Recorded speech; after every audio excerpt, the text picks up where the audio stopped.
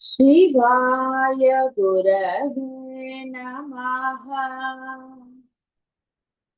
शिवाय गुरवे नमः। शिवाय गुरवे नमः।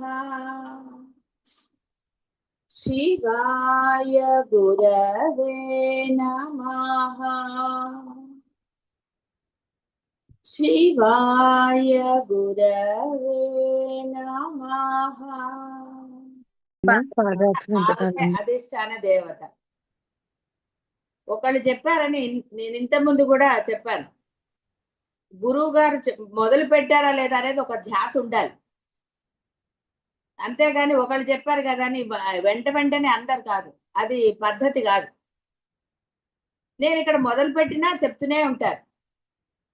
నమస్కారాలు ముఖ్యం కాదు, మీ యొక్క అలర్ట్నెస్ అనేది ముఖ్యం. ఇక్కడ ఆ గొంతు వినపడుతుందో లేదా అన్నది చూసుకుని వెంటనే ఆపేయాలి. నమస్కారం చెప్పడం ముఖ్యమైతే మిగతా బోధ ఎందుకు? ఇంకా తర్వాత అసలు నమస్కారాలు చెప్పకండి, ఇది హాయ్, గొడవలేదు. మొదట చెప్పారు కదా, ఇన్నిసార్లు అక్కర్లేదు. ఒక నమస్కారం చెప్తున్నారు అంటే భక్తి శ్రద్ధలతో ఉండాలి ఆ నమస్కారం. అంతేగాని ఏదో నమస్కారం పెట్టేశాం కదా అని నమస్కారాలు పెట్టరాదు, అదేం పెద్ద ఉపయోగమైనవి కాదు. ఎలా అయితే అమ్మ మన పూజ చేసేటప్పుడు లేదా అమ్మ జపమో ఏదైనా చేసినప్పుడు ఎంత మీరు శ్రద్ధాభక్తులతో చేస్తే అంత ప్రసాదిస్తున్నానని చెప్పినారు. అనన్య శరణాగతి ఉన్నప్పుడు ఆ ముక్తిదా, ఆవిడ ముక్తిని ప్రసాదిస్తుంది. ఎవరు ఏ విధంగా ఆవిడని పట్టుకుంటారో ఆ విధంగా వాళ్ళని అనుగ్రహిస్తుంది. కాబట్టి ముందు ఆ పట్టుకోవడం అనేది అంటే ఆ అలర్ట్నెస్ ఉండాలి. మన పని మనదే అన్న జీవ లక్షణం ఉండరాదు గురు సమక్షంలో కానీ దైవ సమక్షంలో. సేవా విషయాలు అంతేగాని మన గోల మనదే అయితే దానివల్ల ఏమాత్రం ఉపయోగం లేదు. మీరు ఏది చేసినా కూడా దానివల్ల పెద్ద ప్రయోజనం ఉండదు. ఆ అలర్ట్నెస్ అనేది ఉండాలి. మొదట చెప్పారు కదా, ఇక నమస్కారాలు చెప్పకండి, క్లాస్ అయ్యాక మళ్ళీ చూడొచ్చు. ప్రతి చిన్న విషయం కూడా చెప్పాలి అంటే చాలా ఇదిగా ఉంటుంది. ఇంత ముందు కూడా చెప్పాను నేను. ధ్యాస కేవలం నమస్కారం చెప్పటంలో ఉంది తప్ప అక్కడ గురువు గారు మాట్లాడుతున్నారా లేదా అన్న దాని మీద శ్రద్ధ లేదు. అందుకే ముక్తిదా ఆవిడ ఎలా పట్టుకుంటే అలా ఇస్తుంది. భక్త ప్రియ అన్న, ప్రియంకరి అన్న, ఇవే అవి చేస్తే ఆ ఇష్టం ఏర్పడుతుంది. ఆ అలర్ట్నెస్, ఆ శ్రద్ధాభక్తులు ఉండాలి. అప్పుడే గురువు అనుగ్రహమైన దైవానుగ్రహమైన లభిస్తుంది. అంతేగాని మీరు 10 సార్లు నమస్కారాలు చేశారనో ఇంకో ఎన్నిసార్లు ఏదో చేశారనో వాటి వల్ల అనుగ్రహం లభించదు. మీరు సేవ చేస్తున్నా, నమస్కారాలు పెట్టినా, ఏది చేస్తున్నా ప్రతి పని దైవానికైనా సరే గురువులకైనా సరే మీరు చేస్తున్న ప్రతి పనిలో శ్రద్ధ ఉన్నప్పుడే దాని ఫలితం. శ్రద్ధ లేనప్పుడు వృధా. శ్రద్ధ ఉన్నప్పుడు అది శిష్య లక్షణం అవుతుంది, శ్రద్ధ లేకపోతే జీవ లక్షణం అవుతుంది. కాబట్టి శిష్యుడిగా పరిణితి చెందాలి.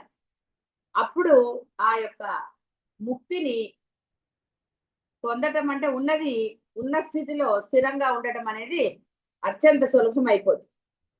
కాబట్టి శిష్యులుగా మారారో లేదో మీ యొక్క ఆచరణ వల్లే తెలుస్తుంది. మీ శ్రద్ధాభక్తులతో గురువు చెప్పక్కర్లేదు.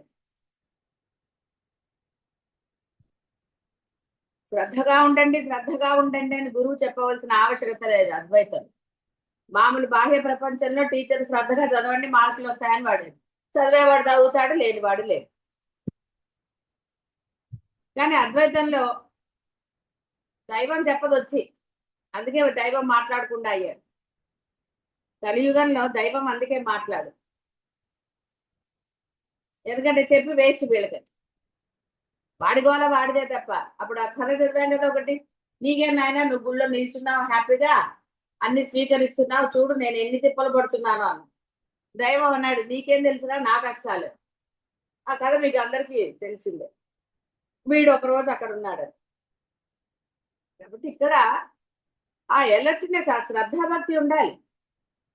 మనసులో నమస్కారం చేసుకోండి. గురువు గారి గొంతు వినపడకుండా ఎందుకు అన్నిసార్లు? స్టార్ట్ చేసినా కూడా ఎవరికి అసలు ఆ శ్రద్ధ లేదు, చెప్పేయాలంతే. ముక్తిని ఇచ్చిన తర్వాత ఆ ముక్తిని ప్రసాదించే ఆవిడ కాబట్టి ముక్తి రూపిణి పరమేశ్వరి జ్ఞానమే స్వరూపంగా గలది. బ్రహ్మ సాక్షాత్కారం అనినను స్వ ఆత్మజ్ఞాన స్వరూపమనినను వచన భేద మాత్రములే. అజ్ఞానేన ఆవృతం జ్ఞానం, అవిద్యా నివృత్తి జ్ఞానము చేతనే కలుగుతుంది. స్వస్వరూప జ్ఞానమే ముక్తి. మనస్సుతో కూడా సమస్త ఇంద్రియములు బుద్ధి యందు లయించి జాగృతికమైన బుద్ధి ఏకోన్ముఖమై పరమాత్మ యందు లయించుటయే ముక్తి. ఇది ఏ తురియాతీత స్థితి. పరమేశ్వరి ఎల్లప్పుడూ ఈ స్థితి అందే ఉంటుంది కాబట్టి ముక్తి రూపిణి. కాబట్టి ఇక్కడ స్వస్వరూప జ్ఞానము, నీ అసలైన స్వరూపం, ఆ యొక్క ముక్త స్వరూపం, మోక్షం, అహం బ్రహ్మస్, ఆ బ్రహ్మస్థితి కలుగుతుంది. శ్రద్ధాభక్తులు ఉంటే కలుగుతుంది. రొటీన్ కి వెళ్ళకూడదు.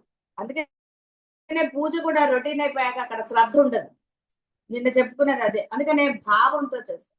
ఎదురుగుండా అమ్మవారు ఉన్నది, నేను ఆరాధించే దైవం, ఆరాధించే గురువు ఎదురుగుండా ఉన్నాడు అన్నప్పుడు ఆచరణలో దోషాలు జరగవు, సేవలో లోపం జరగదు. మీరు గుడికి వెళ్తారు, వెళ్ళినప్పుడు అక్కడ నిజంగా ఆ అమ్మవారు అయ్యవారు, మీరు ఏ గుడికి వెళ్తే ఉన్నది అన్న భావన ఉన్నప్పుడు అనవసరమైన విషయాలు మాట్లాడగలరా? అక్కడ శ్రద్ధగా చేస్తారు ఏదైనా సరే. ఆ ఉన్నది అన్న భావము మీకు ఏదైనా ప్రసాదిస్తుంది. ఉన్నది అనాలి. మీరు క్షేత్రాలకు వెళ్ళండి, ఎక్కడికి వెళ్ళండి, ఏదైనా సరే. అంటే ఇక్కడ ఎంత ఇదిగా ఉంటుందంటే జీవలక్షణం, చనిపోయిన వారిని, అది ఏ బంధమైనా సరే, వాళ్ళు ఇంకా ఉన్నారు, నాకు ఇది ఉంది అని అంటారు. కానీ చాలా మంది విన్నాను నేను, వాళ్ళు ఎక్కడికి వెళ్ళలేదండి, నాతోటే ఉన్నారు, నన్ను రక్షిస్తూనే ఉంటారు వాళ్ళు, నాకు వాళ్ళ మాటలు వినపడతాయి, నాకు వాళ్ళు తెలుస్తుందని అంటారు. ఓకే ఓకే, ఎవరి అభిప్రాయం వాళ్ళది. వాళ్ళు కనపడతారా కనపడరా అన్నదే తర్వాత విషయం, వదిలేయండి.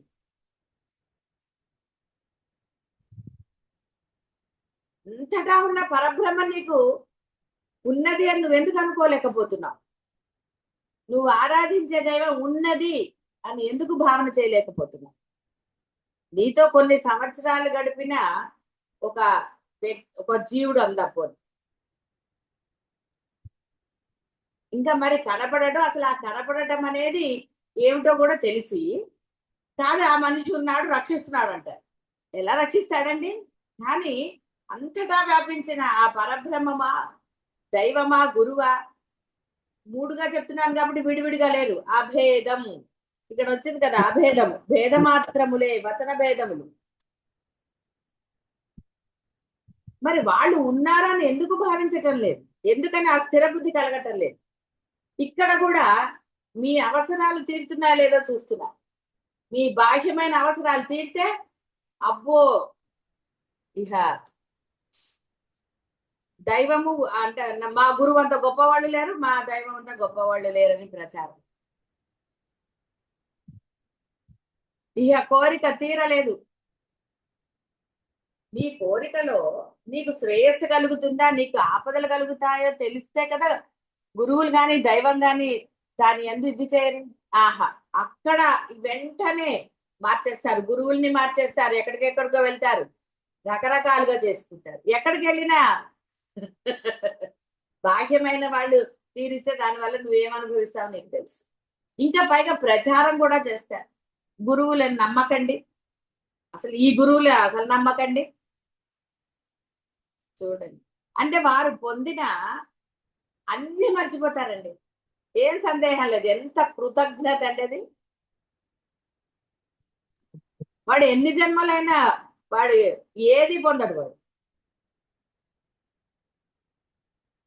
అంటే వాడు పొందిన, ఇప్పటి వరకు పొందిన అన్ని శుభాలనండి, శ్రేయస్సులనండి, వాట్ ఎవర్ ఇట్ ఈస్, వాడు అవన్నీ అంటే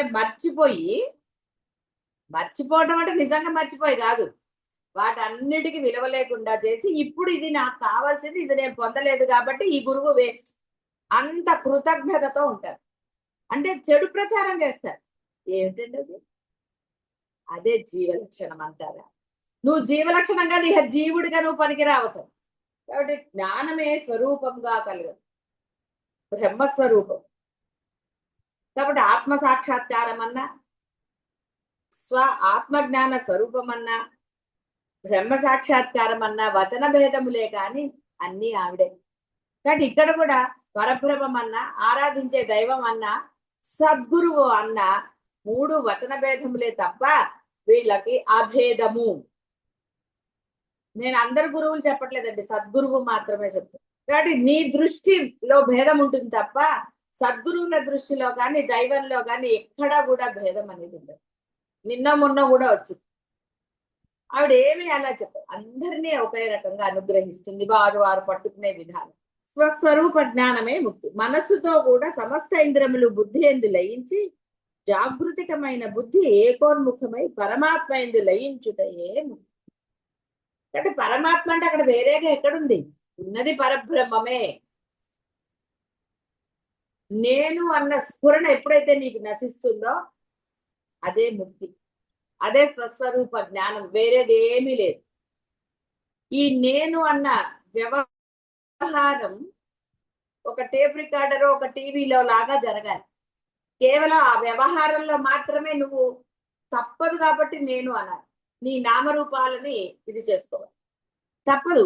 బాహ్య వ్యవహారంలో ఆ పేరు వాడకుండా తప్పదు, అలా వ్యవహారం అంతవరకే ఉండాలి తప్ప అంతర్ముఖంలో అంటే లోన ఎక్కడా కూడా ఈ నేను అన్న అహంకారం ఉంటే ఇగో ఇలాగే కృతజ్ఞులు అవుతారు.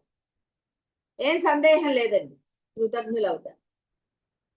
నీకు ఎప్పుడూ శ్రేయస్సుని కలుగు చేసే గురువు ఒక మాట అంటే ఎంతటి రోషాలు వస్తాయండి. ఈ రోషం ముందర నువ్వు చేసినది ఏమిటి అనేది గమనించక్కర్లేదా? దోషాన్ని గుర్తించిన వాడు దోషరహితుడై ముక్తి పదాన్ని పొందుతాడు, అహం బ్రహ్మాస్మి స్థితి పొందుతాడు. నువ్వు అహం బ్రహ్మ స్థితి పొందడానికి కూడా నీ ఈగో అంటే నేను అడ్డం పెట్టుకుంటే ఇంకా నువ్వు ఎప్పటికీ బాగుపడతావు. ఎప్పటికీ అంటే ఈ జన్మ కాదు, అసలు ఏ జన్మలో అయినా సరే బాగుపడే కోసమే లేదు. ఏం సందేహం లేదండి, ఇదేం తిట్టు కాదు, లేకపోతే ఇంకోటి కాదు, హెచ్చరిక మాత్రమే. గురువులు ద్వేషంతోటో ఇంకో అంటే కోపంతోటో ఇంకో దాంతోటో చెప్పరండి, భావాతీతంగానే చెప్తారు. ఎక్కడ కఠినంగా చెప్పాలి, ఎక్కడ సామరస్యంగా చెప్పాలి, ఎక్కడ ఏది చెప్పాలి అనేది వాళ్ళు తప్ప మీ మీదేదో ద్వేషమో ఇంకోటో కాదు, మీరు బాగుపడడానికే చూస్తారు. వాళ్ళనే సద్గురువులు అంటారు అంతే తప్ప ఏదో ఆశించేవాడు గురువు ఎలా అవుతాడు? అసలు మామూలు గురువు కూడా కాదు. బాహ్య ప్రపంచంలో ఎంతో మంది గురువులు మీరు చూస్తూనే ఉన్నారు. డబ్బు ప్రాధాన్యత ఉన్న వాళ్ళు సద్గురువులు ఎలా అవుతారండి? నశించేది ఏది దేనికి ప్రాముఖ్యత ఇచ్చినా వాళ్ళు సద్గురువులు ఎవరు బాగా గుర్తుపెట్టుకోరు. నశించే వాటి వేటి మీద వాళ్ళు ఇది చేసినా ఆశించినా వాళ్ళు సద్గురువులు ఎవరు. కాబట్టి అమ్మ ఎప్పుడు ఈ స్థితి తురియాతీత స్థితి అందే ఉంటుంది. కానీ నువ్వు ఆ తురియాతీత స్థితి అందు ఉండాలి అంటే ఆ దైవం యొక్క అనుగ్రహం నీకు ఉండి తీరాలి, గురువైనా సరే ఎవరైనా సరే. ఇక్కడ అమ్మ గురించి చెప్తున్నాం కాబట్టి అమ్మ ఎప్పుడు అదే స్థితిలో ఉంటుంది.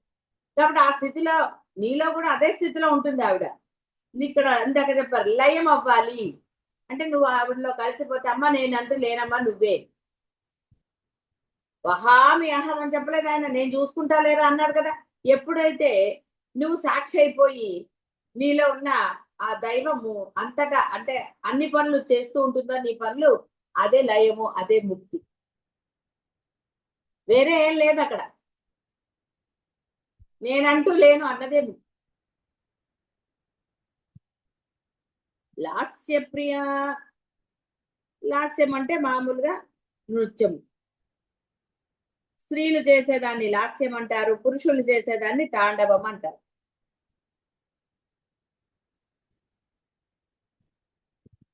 సరే మామూలుగా ఎవరు చేసినా కూడా ఇప్పుడు అందరూ అది నాట్యమే అంటున్నారు.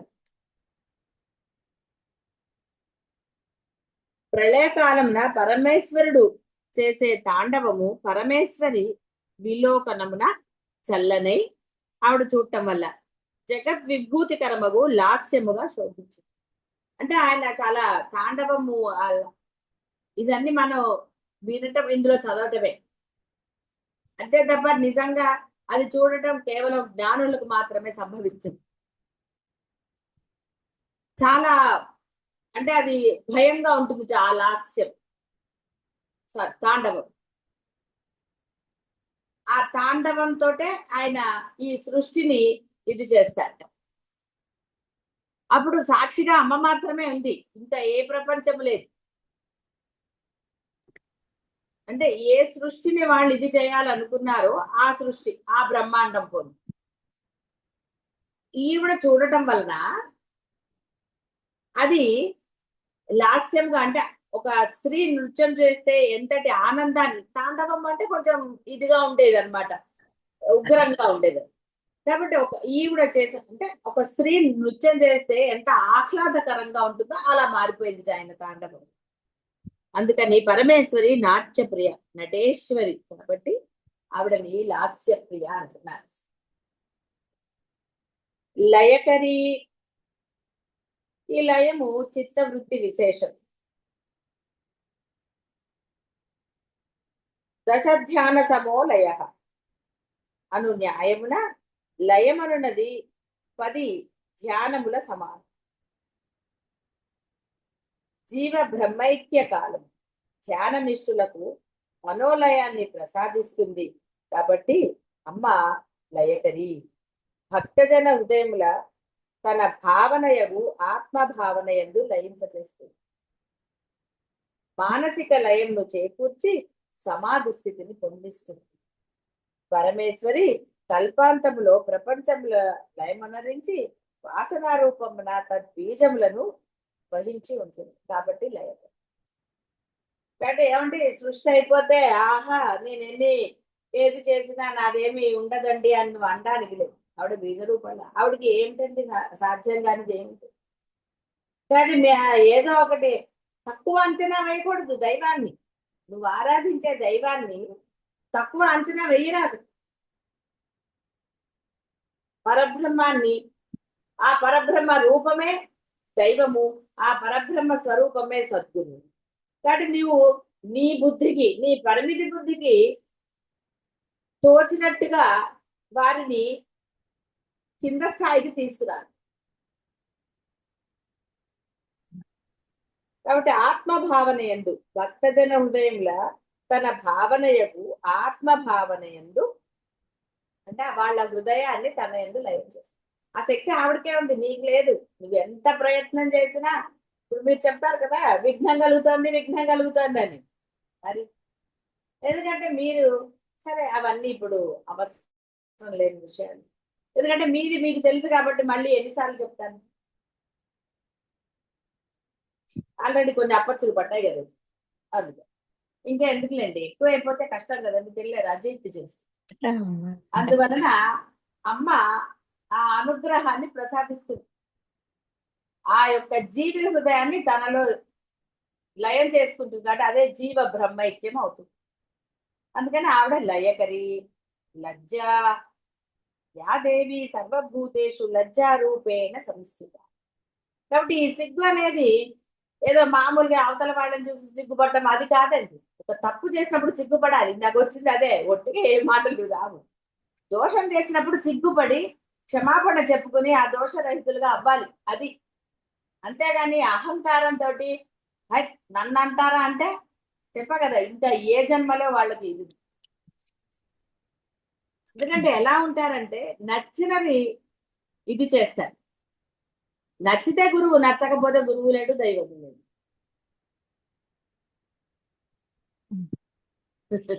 83 లక్షల జీవరాశులు. సరే, కాబట్టి పరమేశ్వరి సర్వభూతములందును లజ్జా రూపంలో ఉన్నది. లజ్జ అయిన క్రీడ, నమ్రత ఇవి స్త్రీ విగ్రహ అలంకారములుగా భావిస్తారు. పరమేశ్వరి ముగ్ధ ఎగుట లజ్జ అంటే సముచితం. లజ్జాత్వం నిరహంకార సూచకముగా భావించు. నిరహంకారం అంటే వాళ్ళే వినయంగా ఉండగలుగుతారండి. అహంకారంగా నేను అన్నవాడు వినయంగా ఉంటాడా? లజ్జ అంటే చాలా అర్థాలు అలా. కానీ కేవలం సిగ్గనే కాదు, చెప్పా కదా, దోషం లేనిది అలా ఉండాలి, దోషరహితులు అవ్వాలి. అంతేగాని ఒక మాట అనగానే అహంకారంగా ఠట్ నన్ను అంటారా? ఎవరికి నష్టం అండి? గురువులకి ఏమన్నా నష్టమా? నువ్వు వస్తే ఏంటి, రాపోతే ఏంటి? అంటే నీ దగ్గర నుంచి ఏదైనా ఆశిస్తే గురువు భయపడాలి. నీ దగ్గర నుంచి ఒకటి ఆశించి అయ్యో బాబాయ్ వీళ్ళని తిడితే అసలే డబ్బులు బోల్డ్ ఉన్నాయి వీడి దగ్గర, వీడు మళ్ళీ వీడిని తిడితే నాకేమి ఇవ్వడు కామోసు అని అనుకుంటే భయపడతాడు గురువు. బట్ లజ్జ అంటే, సిగ్గు అంటే ఆ వినయం ఉండాలి. పెద్దవారి దగ్గర ఎలా ఉండాలి, ఎలా మాట్లాడాలి, ఏ విధంగా వ్యవహారం చెయ్యాలి. బద్ధకంగా వ్యవహరించకూడదు. బద్ధకం అప్పుడు ఆ దోషరహితం చేసుకోవాలి. నువ్వు ఇంట్లో ఎంతకన్నా బద్ధకం ఉండు, గురువుల దగ్గర దైవం దగ్గర బద్ధకం వస్తే ఎలాగా? అలా ఎప్పుడు ఉండకూడదు. ఎందుకంటే మరి రావటం ఎందుకండి? నీకు బద్ధకంగా ఉందనుకోండి, గురువులు పిలిచారు నిన్ను రామ్మా అని, పిలవలేదుగా. నువ్వు వచ్చావంటే ఆ అలర్ట్నెస్ అంటే ఏంటి? ఆ ఉత్సాహం ఉండాలి. కాబట్టి ఇక్కడ ఈ లజ్జ గురించి చాలా ఉంటుంది. కాబట్టి ముఖ్యంగా మీరు తెలుసుకోవాల్సింది, దోషాన్ని చేసినప్పుడు ఆ దోషాన్ని గ్రహించాలి. గ్రహించి వినయంగా క్షమాపణ కోరుకోవటం లజ్జ. ఆవిడ ఉంది నీ లోపల, ఆవిడకేం తక్కువైపోదు. ఆవిడ చెప్తూనే ఉంటుంది, ఒరే నువ్వు తప్పు చేశారా. సిక్స్త్ సెన్స్ అంటుంటారు కదా, నీ లోపల నీకు తెలుసు, ఆ దైవమే నీకు చెప్తున్నాడు, ఒరే నువ్వు తప్పు చేశారా ఇదని. కానీ వీడు వినడు, అయితే నేనేం తప్పు చేయలేదు అంటాడు. తప్పు చేస్తే మటుకు ఒప్పుకోవాలా అంటాడు. బాహ్య ప్రపంచంలో నువ్వు ఎలా చేసినా, నీ అధికారాన్ని బట్ట ఇంకో దాన్ని బట్టి ఏది చేసినా, దైవ సమక్షంలో గురు సమక్షంలో నువ్వు గనక నీ వ్యవహారమే నీ యొక్క దీనికి ఇదవుతుంది. కాబట్టి లజ్జ. కాబట్టి నిరహంకార సూచకము. చాలా ఇది ఒకటి గుర్తు. అహంకారం అంటే నేను భావన లేకపోవటమే లజ్జ. రంభాది వందిత. దేవలోక వాళ్ళు తెలుసు కదా, దేవకాములకు రంభ, ఊర్వశి ఈ అప్సరసలచే స్తుతించబడి నమస్కరించబడుతుంది. రంభాదులు దేవలోక నర్తకులు, గాయనులు, వారలచే. ఎందుకని ఇది కూడా చెప్పారు అంటే, మరి స్వర్గం కోరుకునేది అందుకనే కదండి. రంభ ఊర్వశులు నేను చూడొచ్చనే కదా. అందరు స్వర్గం ఎందుకు కోరుకుంటారండి? లేకపోతే స్వర్గంలో ఏముంటుందో ఎవరికి తెలిసి ఏమి తెలియదు. నరకంలో ఏముంటుంది అంటే సినిమా నాలెడ్జ్ కదా ఇదంతా. ఇక్కడ రంభ ఊర్వశులు అనే వాళ్ళు అప్సరసలు అంటే ఆ నీటితోటి, వాళ్ళకు కూడా రూపం ఏమీ లేదండి, దీంట్లో కూడా రహస్యాలు ఉన్నాయి. కాబట్టి ఇక్కడ ఎవరో వాళ్ళు ఉన్నారు, దేవతల చేత మాత్రమే అని కాకుండా ఆ నీటితో చేస్తారు ఈ అప్సరసలు. దాని నుంచి వచ్చిన వాళ్ళు అప్సరసలు. చాలా అందంగా ఉంటారు, చాలా బ్రహ్మాండంగా నృత్యం చేస్తారు అని. దానికోసం నువ్వు స్వర్గానికి వెళ్తావు ఎందుకంటే? పని లేక అమ్మవారే బ్రహ్మాండంగా మనకి ఇవన్నీ చూపిస్తుంటే, మీరు డైలీ జీవితంలో మీరు చేసే నృత్యాలు కాదేమిటి? బ్రహ్మాండమైన నృత్యాలు, నటన. కపటత్వానికి మీకే ఒక్కొక్కసారి శభాష్ అనుకోరు, ఎంత బాగా యాక్ట్ చేశాను కదా నేనని. దాన్ని మించా. అందుకని ఎందుకంటే ఆ పుణ్యాలు చేసుకుని స్వర్గానికి వెళ్ళి 2వ సెకండ్లో మళ్ళీ కిందకి రావటం, దాని బదులు హాయిగా ముక్తిదా లాస్యప్రియ లయకరి, హాయిగా ఆవిడ పట్టుకుంటే లయం చేసేస్తుంది. అది కావాలి కానీ ఆ అమ్మ నృత్యాన్ని చూడాలి కానీ ఆ వాళ్ళు నశించే వాళ్ళే కదండి. అసలు ఉన్నాయా అంటే ఎంత డౌట్ అది. కాబట్టి వాళ్ళందరి చేత కీర్తించబడుతుంది. పరమేశ్వరి యొక్క సర్వలోకేశ్వరీత్వం మాత్రమే గాక లాస్య ఘనతయు త్రైలోక్య మోహన లావణ్యతయు ఇందులో చదువు. అమ్మకు మించిన లాస్యం ఎవరి దగ్గర? ఆవిడకి. ఎందుకంటే ఈ రూపం నువ్వు భావిస్తే వచ్చింది, నువ్వు ఎలాగో భావిస్తే అలా ఏం లేదు అమ్మవారు. నీ బుద్ధి తెలిసిపోతుంది అక్కడ. అమ్మవారు నీలాగే ఏదో ఉంది, మామూలు చీర కట్టుకుంది అలా అనుకున్నాను అనుకోండి, అది నీ భావన కదా. అందుకని ఒరే నీ భావన అలా కాదురా అమ్మ త్రైలోక్య మోహిని. అందరి అంటే ఎన్ని లోకాలు, 3 లోకాలు మామూలుగా చెప్పారు, 14 గువర్లు అవన్నీ పక్కన పెడతారు. కాబట్టి 3 లోకాల్లో కూడా ఆమె అంత అందమైన వాళ్ళు ఎవరు లేరు. అంటే నువ్వు ఎక్కడ మళ్ళీ రంభ బాగుంది అనుకుంటావేమో అని అది కూడా చెప్తాను.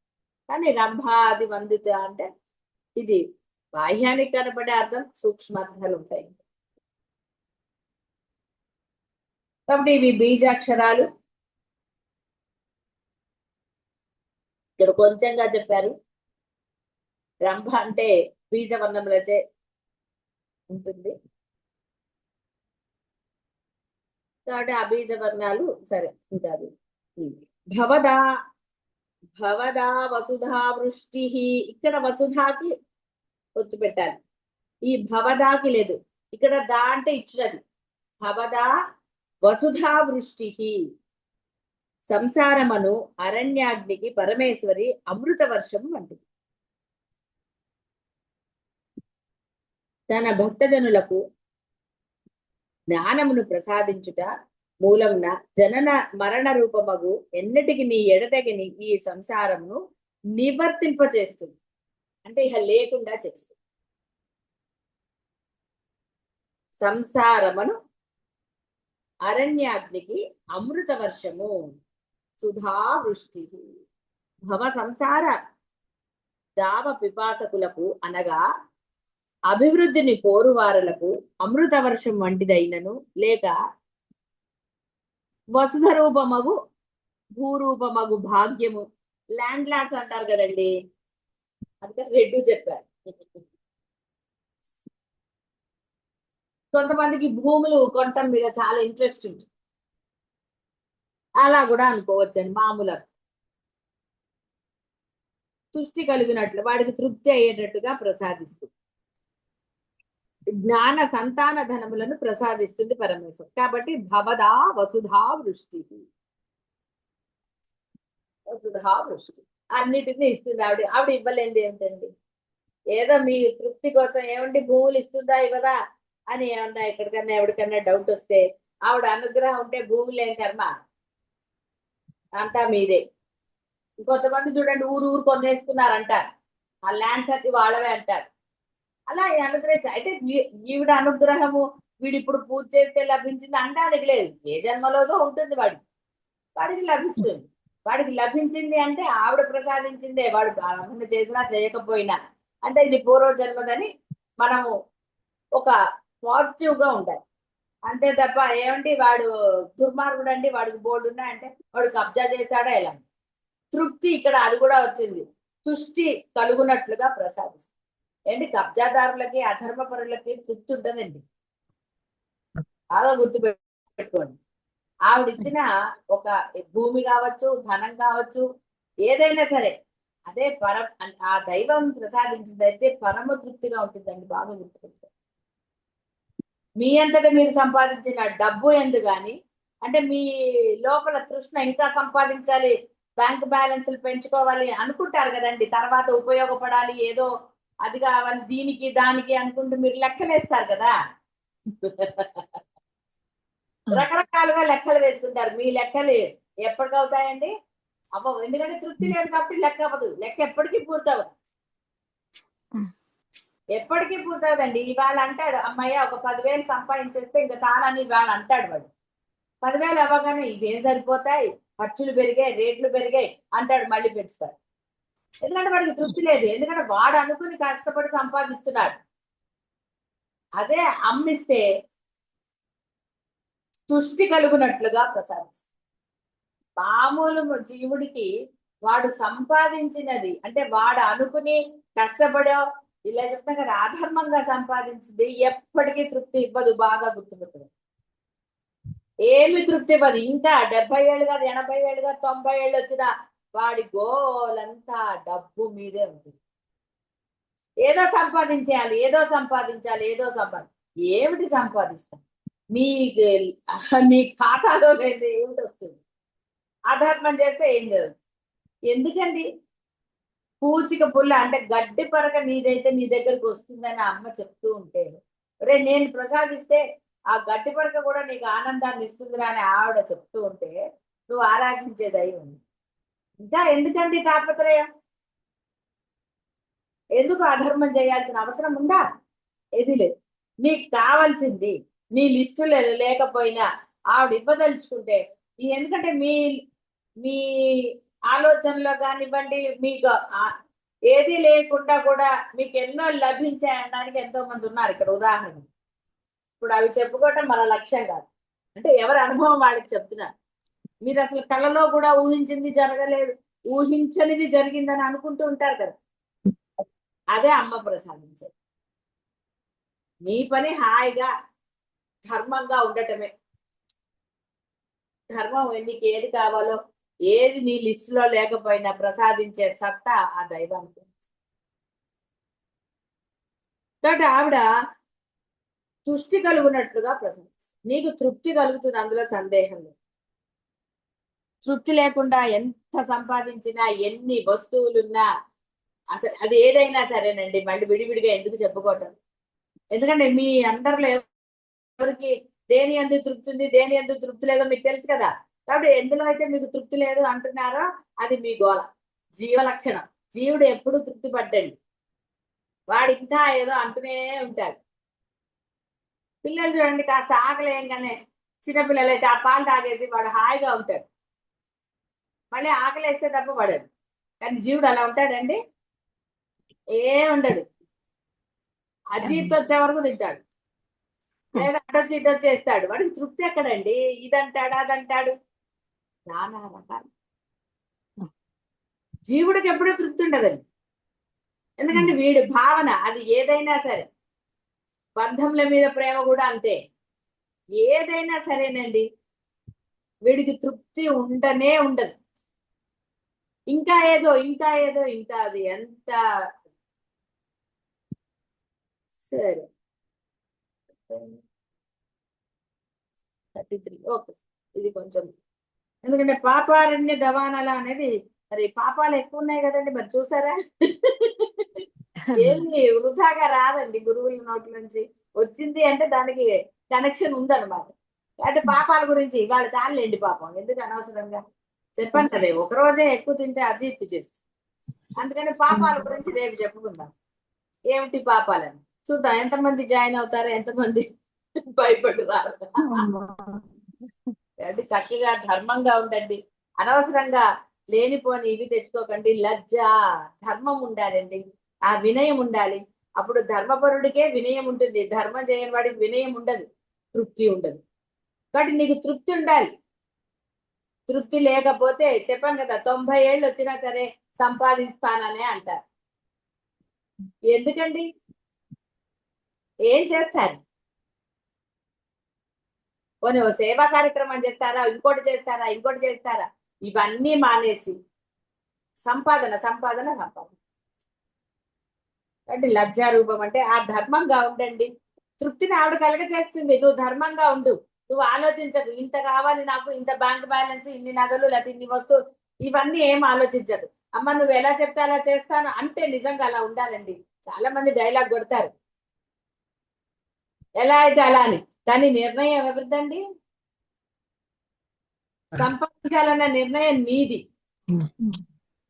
కాబట్టి అట్లా అనవసరం అంటే ఇదే కపటత్వం అయిపోతుంది దైవం పట్ల, గురువుల పట్ల. కాబట్టి కపటత్వం లేకుండా ఉండండి. ఆ తృప్తి మిమ్మల్ని ఆ ముక్తిదా, ముక్తి రూపిణి, లయకరి, ఆవిడ లయం చేసి తీర్చుతుంది. ముక్తిని ప్రసాదించి లయం చేసి మిమ్మల్ని ఆ తురియాతీత స్థితిలో నిశ్చలంగా ఉండేటట్టు చేస్తుంది. నువ్వు డైలాగ్ కొడుతున్నావు, ఆవిడ ఎలా చేస్తే అలా అంటున్నారు, కానీ నిర్ణయాలు తీసుకుంటున్నారు. ఎందులో నిర్ణయాలు తీసుకుంటున్నారో అర్థమైంది కదా. కాబట్టి ధర్మంగా ఉండండి, కపటత్వం చూపించకండి. తప్పకుండా ఆ తురియాతీత స్థితిలో ఆవిడ మిమ్మల్ని స్థిరంగా ఉంచుతుంది. లయకరి. శుభం భూయాత్.